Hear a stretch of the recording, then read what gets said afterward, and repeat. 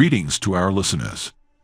Please click subscribe button to see more content like this. Today we are going to tell about one of America's most notorious serial killers and sex offenders, Westley Allan Dodd. On November 13, 1989, 28-year-old Westley Allan Dodd was arrested for trying to kidnap a teenage boy from a movie theater in Washington. However, when the police took him to the station for questioning, they discovered something much more sinister about this suspect. Dodd confessed to sexually abusing and killing 3 more children in the last few months. Let's go back to Allan's childhood. Westley Allan Dodd was born in Washington on July 3, 1961, and grew up in an unhappy family as the eldest of 3 children. According to the New York Times, Dodd and his younger sister had told the court that they grew up in a loveless family. While it's unclear whether this troubled upbringing contributed to his crimes, it was pretty clear that Dodd's crimes began at an early age.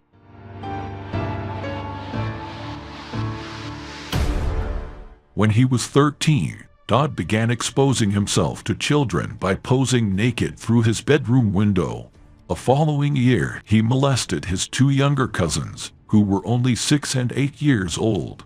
But despite being caught and ordered to attend counseling sessions, Dodd's heinous crimes did not stop there. Throughout his teenage years, he offered to babysit children in the neighborhood and molested them while they were sleeping. He was arrested several times for these crimes, but each time he promised to receive treatment and was only handcuffed and kept under surveillance for a while. Dodd enlisted in the U.S. Navy in 1981, shortly after graduating high school in 1979. He was discharged from the military after being accused of offering money to young men in exchange for sex, but the Navy did not press charges against him. In the following years, he was arrested at least 3 times for molesting or attempting to molest children. In 1984, Dodd was convicted of sexually abusing a 9-year-old boy, but the judge reduced his 10-year sentence to just 4 months because Dodd promised to go to counseling. Unfortunately, court-ordered counseling had no effect on Dodd's urge to harm children. By 1986, Dodd was back in the Vancouver area.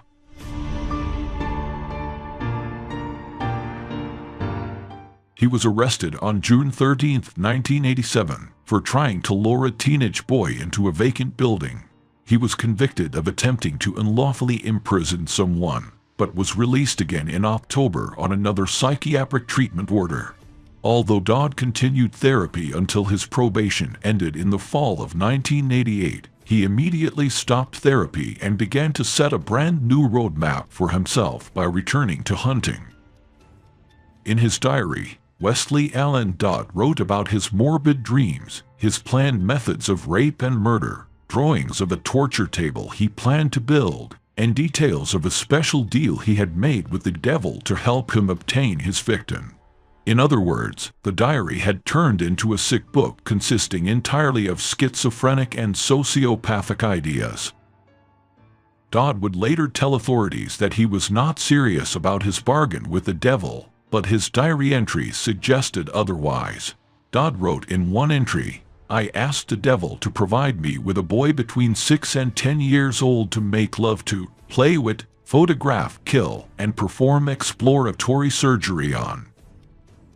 Yet another page detailed his search for compatible children who, through me, could learn the ways of Lucifer and become his assistants. Whatever Westley Allan Dodd's religious leanings, murder was clearly on his mind in the late summer of 1989. He was armed with a 6-inch knife.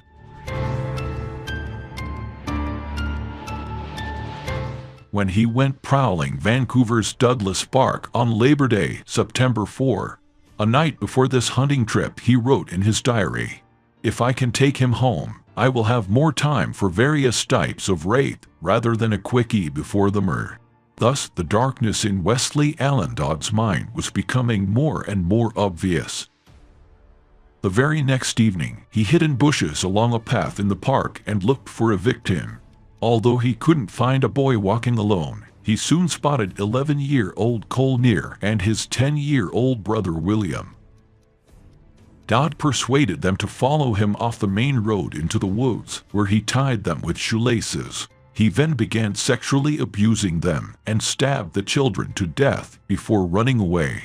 Less than 15 minutes later, a young hiker found the children's bodies. For 2 months afterwards, Dodd spent time reviewing newspaper reports about the children's murders and noting developments in the case. But on October 29, 1989,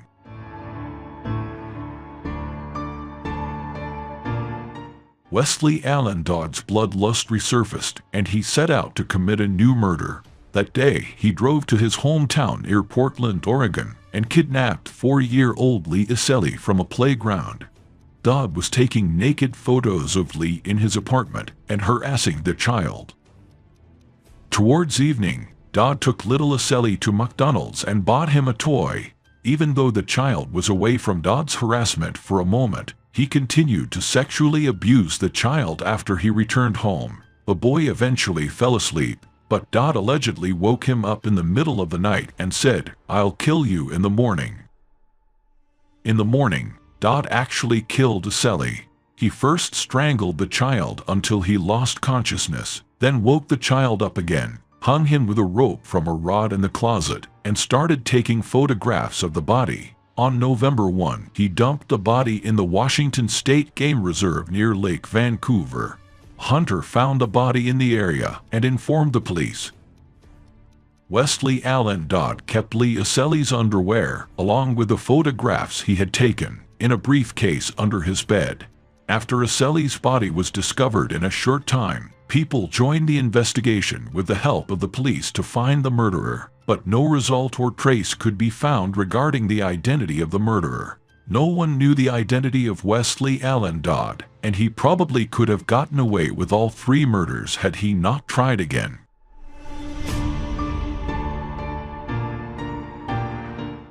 By that time, Dodd had reached the point of no return, his homicidal impulses pushing him beyond all rational control. On November 11, he tried to kidnap a young boy from a Vancouver theater, but gave up when the boy resisted his coercion. 2 days later, after making another plea to Satan for help, he traveled to Washington to try his luck in another theater. Dodd was not there to watch the movie. As the lights dimmed, he scanned the dark room for his next victim. When she saw 6-year-old James Kirk walking alone to the bathroom, he immediately followed in. Dodd picked up the child in the restroom, threw him over his shoulder, and tried to leave the building. However, Kirk managed to attract the attention of people at the scene by screaming and hitting Dodd. With people focusing on him, Dodd panicked and released Kirk. He then ran to his car and tried to flee the scene. However, Kirk's mother's boyfriend, William Ray, heard Kirk's screams and began chasing Dodd by running. Dodd was in his car, and it was impossible for William to keep up with the speed of the car. However, at this moment, the car's engine broke down. In this way, William continued to run without slowing down, and took Allan Dodd out of his car and started punching him.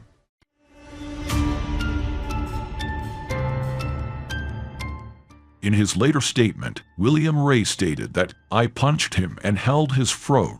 I told him that he would be taken into custody and that we would go to the police. If you try to run away, I will break your neck."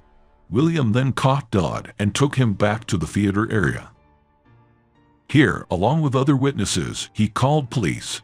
They tied Dodd's arms with a belt while they waited for police to arrive. After he was taken into custody, Dodd eventually confessed to killing the brothers Iselli and Neer. When the police searched his home, they found photos of Lee Iselli, his underwear, Dodd's chilling diary. They found the homemade torture rack. A disturbing crimes of Westley Allan Dodd had finally come to light, and oddly enough, it was Dodd himself who insisted that he deserved the death penalty for his heinous crimes. Westley Allan Dodd refused to speak in his own defense in court, claiming it was pointless. He instead demanded that he be executed by hanging, like Lee Iselli's death. Dodd was in the awkward position of having to defend his decision to die, saying, "I didn't present any mitigating evidence at the sentencing stage because I think it's just an excuse. And I don't want to make any excuses," he continued. "I don't blame the criminal justice system for anything. But the system doesn't work, and I can tell them why," he said.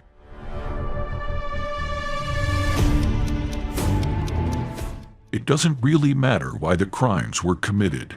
Like all sex offenders and murderers, I must be punished to the fullest extent of the law. Dodd stated that he should die as soon as possible if his death would bring relief to the families of the victims. Why do you want to be executed? I have to be. Because I will kill again. No, I would do it again. I've been molesting kids nonstop since I was 13 years old, over half my life. Anything happened, I can guarantee I'd do it again, and sooner or later I would kill another child. I've done it before, and at the time I liked it. Dodd also says that if he ever escapes from prison, there is someone in particular that he will be out to kill. I'm not going to say who, but there is somebody out there. There's a man out there. There's a man. Yeah. Someone related to the case that got you imprisoned in the first place? Not directly, no. But it's something that you know that you're going to do, or you plan to do, you want to do. Yeah. Did your execution do any good? I think it would. I think a few child molesters, anyway, are going to think twice before they do anything again. How do you live with yourself daily? At times it's not easy. Like I said, there's times I think about what I've done. I think about some of the things the boys said before they died, and that's real hard to think about. At other times I just try to put everything out of my mind. Do you look forward to dying? In a way, yeah. I think it'd be a relief. I don't have to think about all these things anymore. And I know that's the only way I can guarantee I'm not going to hurt anybody else.